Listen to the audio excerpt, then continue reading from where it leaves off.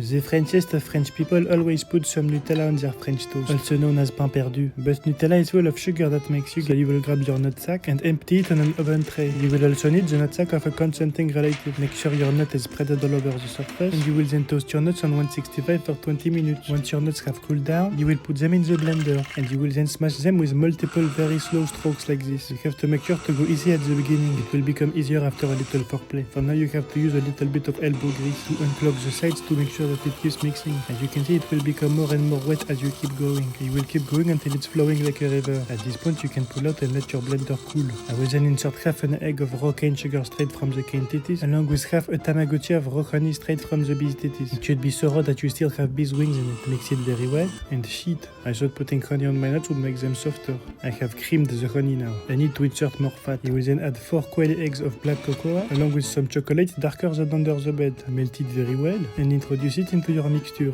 Mix it very homogeneously, and there you have a very drizzleable Nutella without sugar that makes you get. Given the very powerful taste of chocolate, I will add more brown sugar. I wanted to add honey, but the caramel taste of brown sugar will be better with the bitterness. I will then grab an empty pot of honey straight from the bee's titties to be the host of my Nutella alternative. This has a shelf life of 1 million years. Does it taste better than Nutella? No. Nobody can outshine the king. If you want to make it more Nutella-like, you will have to add some condensed milk that makes you get, and most importantly, some fucking palm oil. Deforestation is the secret. You will then grab a recipient and insert 1 egg and a half of raw milk, along with 110 grams of feathers of egg. Mix it very well, and you will then add approximately 2 half testicles of crème d'isigny. This will add an incredible taste. Mix it very well. You will then add 1 quail egg of raw honey straight from the bee's titties, maybe 2 if you're greedy. And finally grab your homemade brioche de Vendée. You will cut 1 slice bigger than your ego. And what was I thinking? Of course there's a massive hole in your ego. I knew I can't rely on other people. I simply cannot accept this. Therefore I flip my brioche around and cut a slice bigger than your ambitions.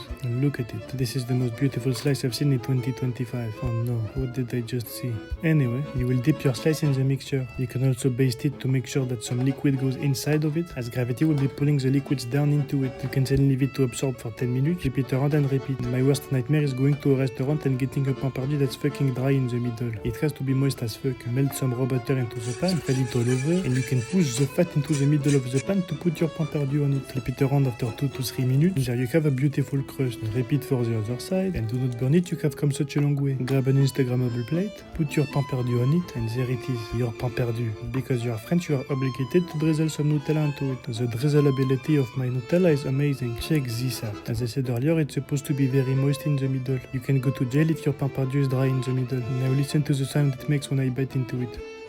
Compramos carros y camionetas viejas para desarmar. You can now finally please someone for once in your life.